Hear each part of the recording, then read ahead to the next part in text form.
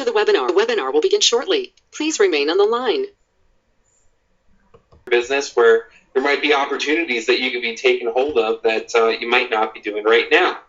And our first presenter, our first guest speaker is Steve Rosenbaum, who is just a brilliant marketer as well as an expert in funnel and conversion strategies. So that's what we're here for tonight. That is the goal of tonight's training, is to go over funnel and conversion strategies. We're going to take it from A to Z as we go through just the theory behind it, as well as give you a high-level look at funnels. Now, I know that's something we've talked about a little bit inside of the mastermind. If you've been around in the sales mastermind, we've done a little bit of funnel training. We've done the launch strategy in the sales mastermind recently, but this is going to take it to a whole new level. So sit tight. Also, make sure that you mark your calendars, because Steve Rosenbaum, our presenter tonight, is going to be joining us for our monthly funnel and conversion training. So this is laying a lot of groundwork for what we have coming up in the next few weeks in the funnel and conversion training. So without further ado, I'm going to let you take it away, Steve. If you guys have questions as we go, just put your questions into the question box. I will do my best to either answer them myself or pop on the line and get Steve to answer them. And then at the end, we'll do some rapid-fire Q&A, make sure everyone leaves tonight without any questions. So if something gets missed, feel free to write it down. We'll do some Q&A at the end. All right? Sound good, everyone? All right. Well, Steve, you can go ahead and take it away. Let's jump in. Thanks, Thomas. Thank you very much. How's everybody doing tonight? Man, I want to tell you, I'm humbled by this crowd. This is great. I see a lot of familiar names. Randy, hello. Nancy, hello. Brad, Joseph, I see lots of you. But I also see a lot of new names, which I'm thrilled at that as well.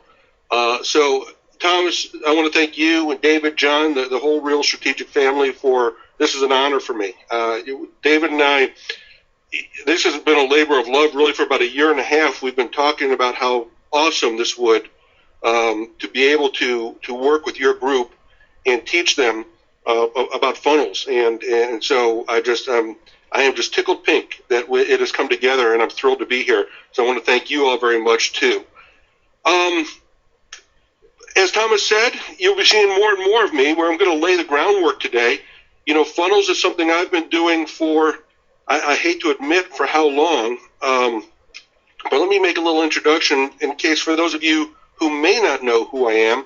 My name's Steve Rosenbaum. I've got the unfortunate moniker of being known as the original back-end specialist. That's a name that gets me in a lot of trouble sometimes, but what can I say?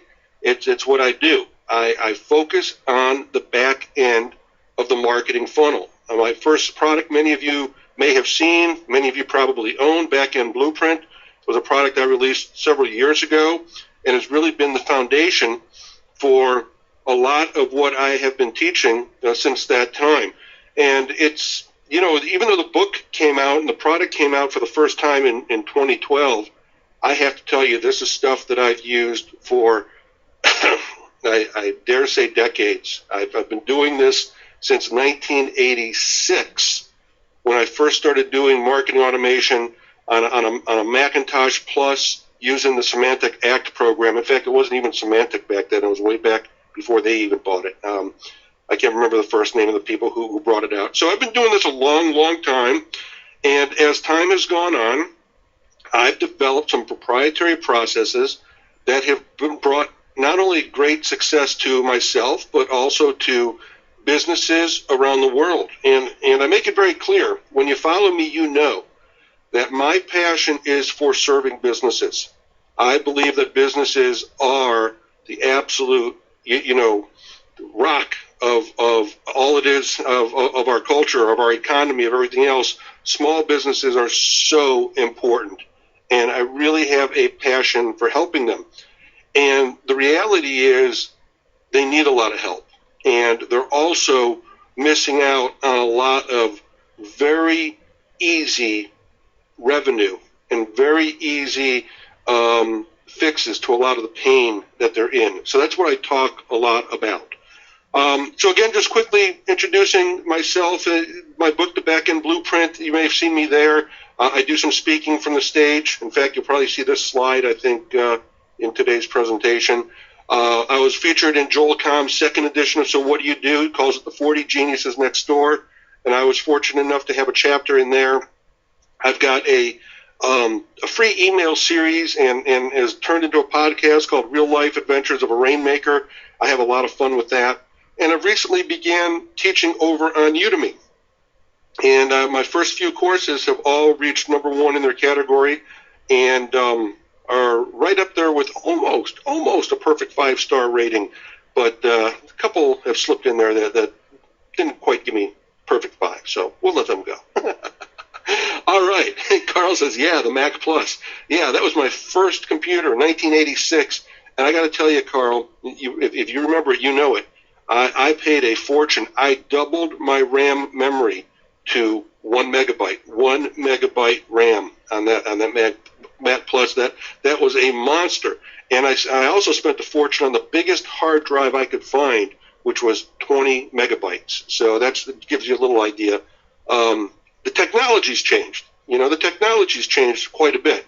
But the reality is, the principles and the processes, they haven't changed so much. And that's why we're going to talk about that tonight. We're going to talk about those processes, those foundational building blocks that you need to put into place so that this works over and over and over again. So even though the technology's changed, don't fool yourself, guys. If you understand the processes I'm going to teach you tonight and the things that we're going to build forward on over the next sessions that I spend with you in the coming weeks, then you're going to be in great, great shape. So not only for yourself, but also for your clients. All right. So let me take a sip of water here. I welcome your feedback. I'm keeping an eye on the questions, but Thomas is going to monitor them, and we're going to have a question and answer period at the end. So I probably won't stop to address each and every question, but I certainly welcome your feedback. I'd love to get that. Let me ask you, are there any Dan Kennedy fans in here? Anybody know Dan Kennedy? Anybody follow Dan Kennedy? Yeah, we got some. Yeah, of course, right? Of course. Here's a quote from Dan, and then I want to tell you a little story from Dan. Okay, Dan says, the astute business owner understands that the purpose of a sale is to generate a customer. The lousy business owner thinks that the purpose of a customer is to generate a sale. One lasts much longer and has much, much more fun than the other. Right? How do you like that? Does that make sense to you? Right? What's this all about? This is all about making a sale turning into a customer. Well, what does that mean? That means we hope the customer comes back and does business with us over and over and over again, right? When you put these processes in place, the easy way for businesses to improve is to maximize their revenue per customer. I call it RPC, revenue per customer. So having these processes in place is what leads to that. Many too many businesses don't have these processes in place. And for them, right, they're just making that one sale, and those folks are going away. And I'm going to talk a little bit more about that later today. But I also want to share with you a story that if you follow Dan, maybe you've heard, but it's also very, very relevant to what we're going to talk about tonight. Dan tells the story of the uninvited guest. Anybody ever hear the story of the uninvited guest? Okay, Dan tells a story about one day he was living in Phoenix, Arizona, and he was working in his kitchen. Okay, he worked out of the house, worked in his kitchen, worked on the phone, and frankly, Dan didn't go out much, and Dan seldom dressed to go to work, and so Dan said he was probably, in his briefs, in his kitchen, talking on the phone, doing work, not wishing to be disturbed, obviously, and somebody comes pounding on the door, and he's on the phone, and so he ignores it. But the guy keeps pounding on the door. And it's really bothering Dan, but he's trying not to let it interfere with his phone conversation. He's trying to just ignore it, but the guy just won't go away. Finally, the guy keeps pounding, and Dan says to the guy on the phone, to his client on the phone, he says, I'm sorry, this guy's pounding on my door, and he won't go away, and it's driving me crazy. But he just lets it go, and the guy keeps pounding. Dan keeps ignoring him. So Dan's in the kitchen in the back of his house. All of a sudden, he sees this guy hop